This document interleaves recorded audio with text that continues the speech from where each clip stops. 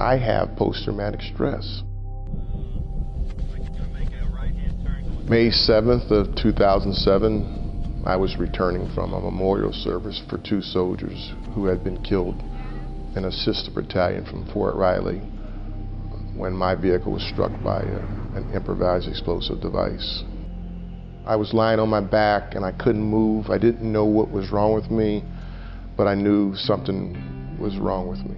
I remember saying, "God, I don't want to die here." And then I was out. Due to the injuries I sustained that evening, I eventually lost my left leg, and then I made the decision for them to take my right leg. At least 2 years of my life after I was wounded, at some point during a given day, every day, I would relive that flash and that explosion. I was in some traffic, and all of a sudden the explosion sequence started, and it wouldn't stop. I mean, it was like it was flooding me. And in some ways I've almost felt like I was starting to suffocate. Last week was 8 years to the day that I was wounded. And we called it our life day. It's like a second birthday. I was, eating dinner by myself, and I just started thinking about, was it worth it?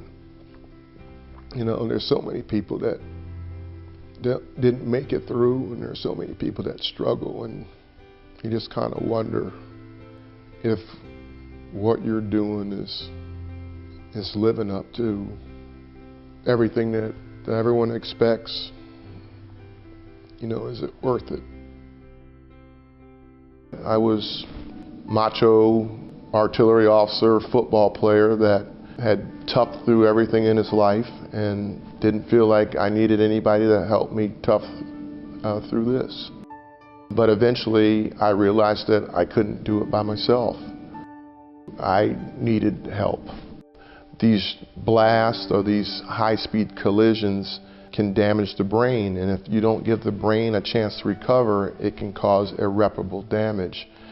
In my opinion, post-traumatic stress and traumatic brain injury are not necessarily mutually exclusive. One can contribute to the other. And this was part of my recovery, not just the physical, but the emotional and the mental. It's really a sign of strength to ask for help. Help find answers for brain illness and injury. Donate to One Mind.